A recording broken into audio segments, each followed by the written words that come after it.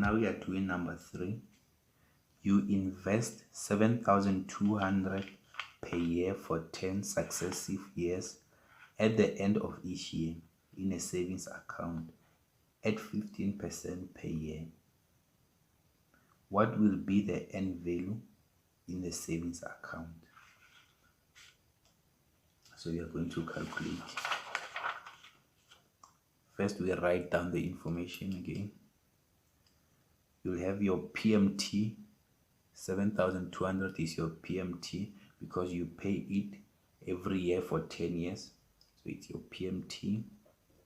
PMT 7,200. Interest is going to be 15%.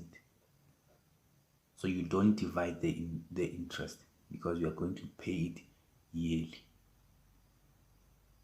The number of years is 10 years. You also don't multiply with anything. Then you compute the future value.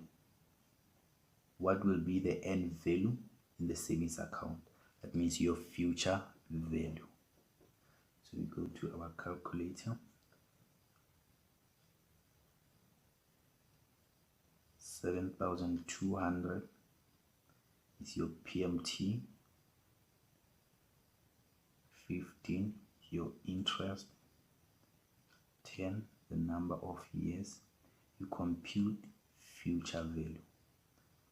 Then there is your future value 146,186.77.